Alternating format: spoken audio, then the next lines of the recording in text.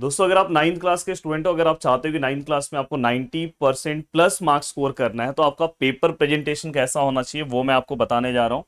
आपको मेरी चीजों का ध्यान इसलिए करना चाहिए क्योंकि ऑलरेडी भाई मैं अब चलो आगे की जर्नी की क्या बात करूं, मैं नाइन्थ क्लास की बात करता हूं। मैं खुद अपने नाइन्थ क्लास का टॉपर रह चुका हूं, टेंथ का टॉपर रह चुका हूं। आगे की जर्नी में अगर आपको पता होगा तो मैंने इंजीनियरिंग में भी टॉप किया, तो मुझे बहुत सारी चीजें पता है, पर मैं आपके नाइन्थ के क्लास के अकॉर्डिंग बता रहा हूँ कि आपका पेपर प्रेजेंटेशन कैसा होना चाहिए। जैसे अगर मैं बात करूं फॉर एग्जाम्पल कि अगर मैं बात करूं यहाँ पे अलजेब्रा एंड ज्योमेट्री का, तो देखो आप में से हो सकता है कि बहुत सारे ऐसे स्टूडेंट हैं जिनको अलजेब्रा एंड ज्योमेट्री के बारे में बहुत सारी चीजें नहीं पता।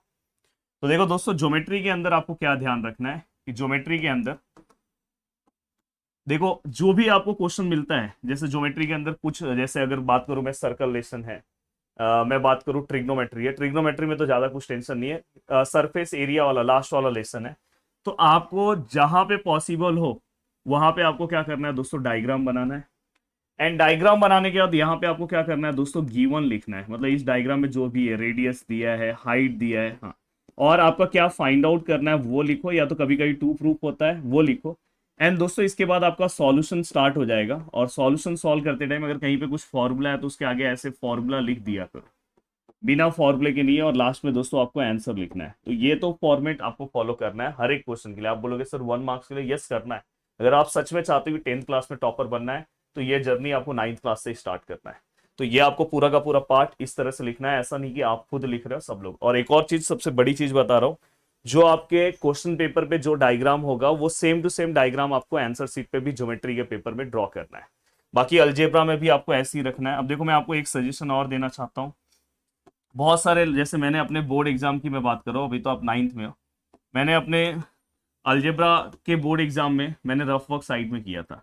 बट मैं आपको एक सजेशन दूंगा कि आप जहां पे भी रफ वर्क करते हो पीछे बैक पेज पे, तो वहां पे आप ऐसे एक हेडिंग डाल दो और वहां पे आप सिस्टमेटिक वे में आप रफ वर्क करो, तो आपके लिए बहुत अच्छा होगा। ठीक है सर, ये तो समझ में आ गया। अब चलते हैं आगे की ओर। ठीक है, अब आगे की ओर अगर मैं बढ़ूं तो अब मैं दूसरे सब्जेक्ट की बात करूं, सर मैथ और साइंस में। हाँ, मैथ और साइंस में एक और चीज मैं आपको बता देना चाहता हूँ कि इसके अंदर जैसे आप कोई आंसर लिख रहे हो तो उसको फाइनल बॉक्स बनाने का ये सब आदत डालो। मैं देखता हूँ कि बहुत सारे स्टूडेंट ना जस्ट ऐसे ही हाथ से बॉक्स बनाते या ऐसे बॉक्स बनाते। थोड़ा स्केल से बनाओ, लास्ट में बनाओगे तो भी चलेगा। इवन आपके जो भी क्वेश्चन होंगे आप मुझे नीचे बोल सकते हो। और दोस्तों इसके बाद, अब ठीक है सर ये तो समझ में आ गया। अब ये समझ में आने के बाद सर साइंस का क्या करें। साइंस एक ऐसा सब्जेक्ट है जो 9th क्लास में आपकी, मतलब आपको बहुत ज्यादा हेल्प करेगा 10th का टॉपर बनाने के लिए।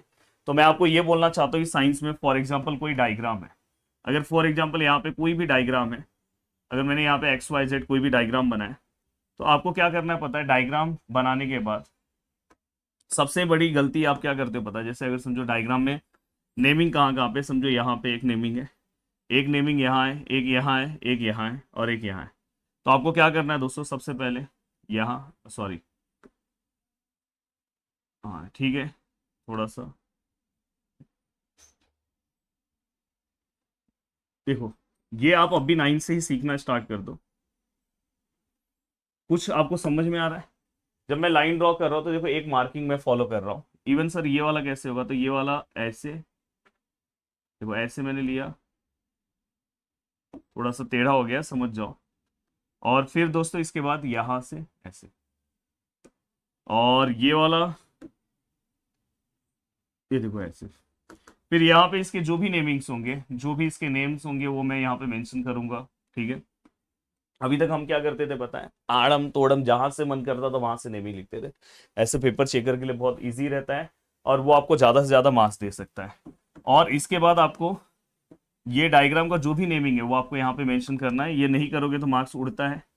भले आपको 9th में मार्क्स मिल जाए पर आगे आपका मार्क्स जा सकता है। और दोस्तों जैसे ही आपका ये पूरा का पूरा पार्ट हो गया तो हमेशा याद रखा करो कि आपको फाइनल डायग्राम को, अभी देखो यहाँ पे फाइनल जो आपका डायग्राम है दोस्तों, उसको आपको क्या करना है पता है, बॉक्स बनाना है।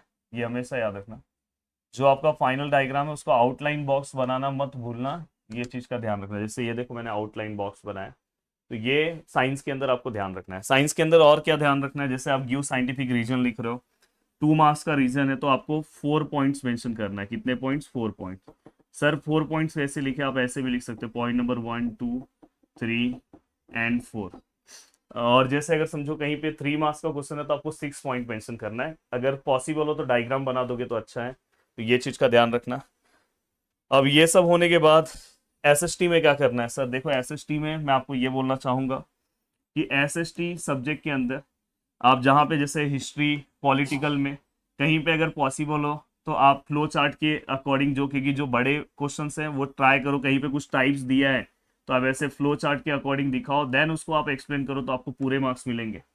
और दोस्तों अगर आप जैसे ज्योग्राफी लिख रहे हो तो टोटल 4 मार्क्स का जो आपका क्वेश्चन है, अगर आपको उसमें पूरे मार्क्स चाहिए तो आपको टोटल 4 मार्क्स के लिए आपको कितने पॉइंट्स लिखने हैं दोस्तों? 8 पॉइंट्स।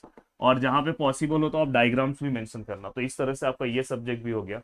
और अब सर लैंग्वेजेस की क्या बात करें, तो देखो लैंग्वेजेस के बारे में अगर मैं बताने की कोशिश करूं तो देखो लैंग्वेजेस में मैंने आपको बोला है कि जो आपके क्वेश्चन पेपर में जैसा आपको फ्लो चार्ट दिया है, ऐसा दिया है, ऐसा दिया है, वैसा सेम आपको बनाना है। इवन आप पेन से बनाओगे तो भी चलेगा, कोई दिक्कत नहीं है। अब ये होने के बाद कहीं कहीं पे सर ऐसा भी हो सकता है, तो ऐसा सेम आपको बनाना है लैंग्वेजेस के अंदर। और जो मैंने अपने वीडियोस में बताया, हिंदी मराठी इंग्लिश तीनों सब्जेक्ट के हमारे वीडियोस अवेलेबल है। इवन 10th क्लास का जो वीडियो है वही आपको देखना है दोस्तों, आपका भी लैंग्वेजेस का पार्ट वैसा ही है।